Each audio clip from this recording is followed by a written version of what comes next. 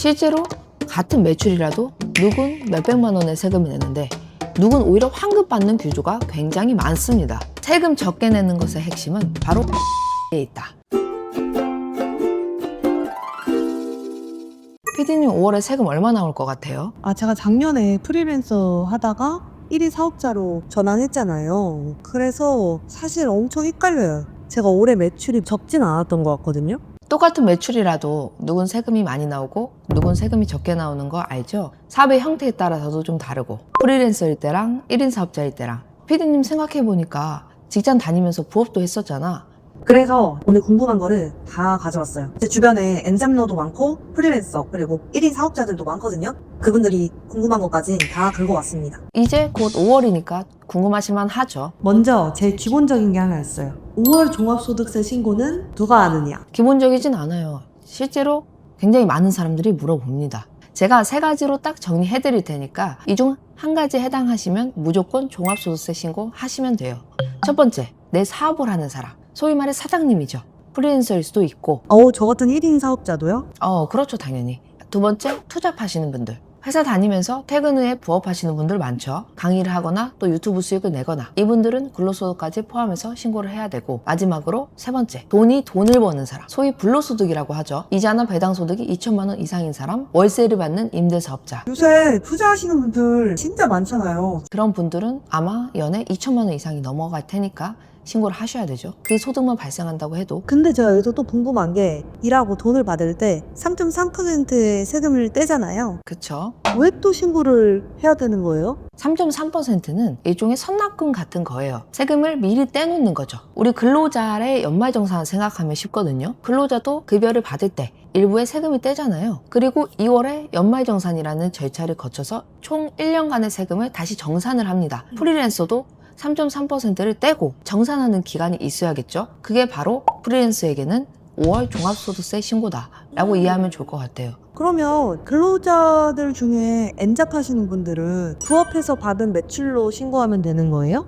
그렇게 신고하면 안 되죠. 그런 분들 같은 경우 연말정산이 끝나면 내가 세금 신고가 다 끝난다고 생각하시는 분들이 실제로 많아요. 5월 종합소득세 신고할 때는 연말정산했던 근로소득 금액과 투잡으로 번 부업소득과 합쳐서 신고를 해야 돼요. 우리나라 소득 체계는 종합소득세 과세 체계를 가지고 있잖아요. 소득의 형태가 여러 가지면 다 합쳐서 신고를 해야 한다. 그렇기 때문에 우리나라가 6%에서 45% 세율 구간이라 연봉이 높으신 분들은 투잡소득까지 포함이 되면은 세금이 굉장히 높아질 수가 있어요. 내가 부업소득이 1,200만 원이라고 가정을 해볼까요? 한번? 내 연봉이 한 7, 8천이고 과표가 한 5천 구간이다. 그러면은 24%의 세율이 적용을 받는 거죠. 그러면 엔잡 안 하는 게 더 나을 수도 있겠네요? 세금이 무서워서 돈을 안 벌 순 없으니까. 그리고 제가 작년에 프리랜서를 하다가 1인 사업자로 전환을 했잖아요. 사실 이게 세무사님이 추천해 주셔서 전환을 하긴 한 건데 주변에 프리랜서 친구들이 되게 많이 물어봐요. 1인 사업자 하는 게 뭐가 좋냐, 사업자로 가면 신고할 것도 많지 않냐, 이런 질문 진짜 많이 받았거든요. 언제 1인 사업자로 전환하는 게 좋은지.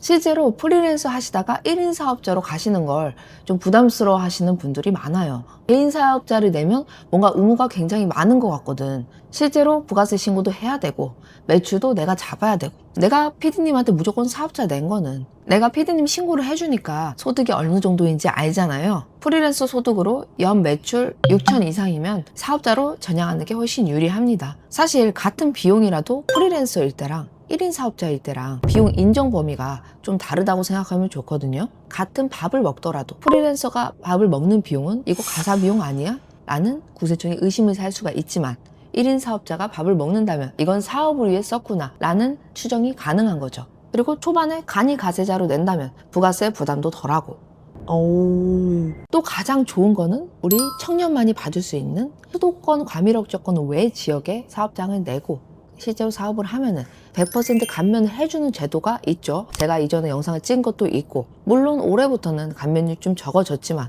이게 굉장히 큰 혜택이거든. 아마 1인 사업자들이 자주 하는 업종은 거의 이 감면 업종에 포함이 되어 있어요. 정보통신업이라든지 전자상거래업, 광고, 마케팅, 홍보 이런 부분이 다 포함이 되어 있으니 사실 사업자를 안 낼 이유가 없는 거죠. 그래서 사업자 내라고 해주셨구나. 맞아요. 작년까지가 만 34세였잖아. 사실 모든 사람들이 이게 제일 궁금할 것 같긴 해요. 뭔지 알겠다. 종합소득세 신고하시는 분들이 세금을 어떻게 줄일 수 있는가?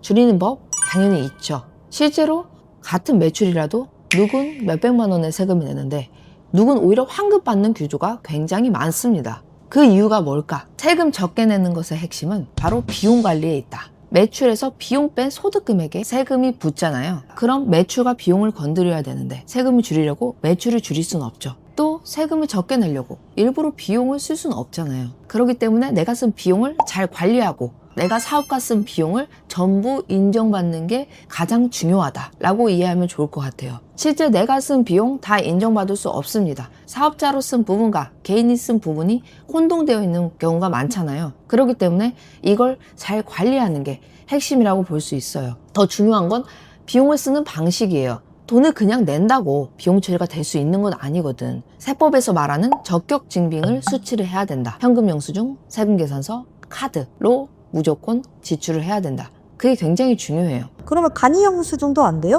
그것도 비용 인정 어렵죠. 물론 가산세를 내고 비용 인정을 받을 수는 있지만 굳이 그렇게 할 필요는 없으니까. 쉽게 한번 예를 들어볼게요.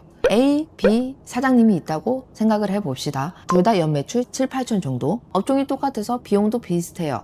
임대료, 홍보나 마케팅비, 식대 비용은 다 추산해 봤을 때 약 3천만 원. 그런데 이 A 사장님은 사업용 계좌랑 사업용 카드도 개인이랑 다 분류를 해놓은 상태예요. 그리고 비용 지출할 때도 다 적격증빙 수치를 했다. 그리고 이분은 세금이 걱정되다 보니까 전담하는 세무사가 있습니다. 세무사가 기부금 세액공제라든지 창업 중소기업 세액 감면이라든지 각종 세액공제까지 다 챙겨 넣어줘요. A 사장님이 5월에 낼 종합소득세는 거의 없다고 보면 돼요.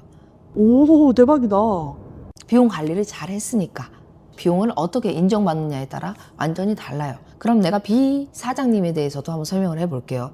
B 사장님 같은 경우는 사업용 계좌랑 우선 사업용 카드를 분리 자체를 안 해놨다. 개인의 가사 비용과 혼재가 되어 있는 상태예요.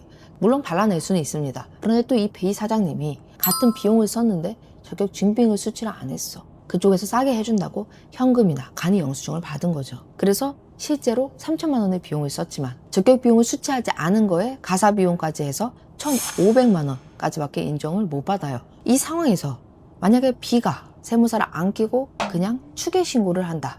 추계 신고라는 거는 실제 경비를 인정을 해주는 게 아니고 법에서 정한 경비율이라는 게 따로 있어요. 그 경비율을 이용을 해서 본인이 홈택스로 신고를 한다면 나올 수 있는 세금이 거의 500에서 600 정도 된다고 생각하면 돼요. 와, 500을 더 내는 거예요? 이 케이스에선 그렇죠. 실제로 매출이 높을수록 더 차이가 많이 날 수 있어요. 우리가 사실 일반적으로 사업을 안 하시는 분들도 가계부 꾸준히 작성하는 거 굉장히 어렵잖아. 사업자는 더 힘들지. 내 본업이 있으니까. 근데 저 이거 들으니까 이제 세무사님이 관리를 해주시긴 하지만 저도 이제 조금씩 제 비용이나 매출이나 이런 걸 좀 관리해야겠다는 생각이 들긴 했어요.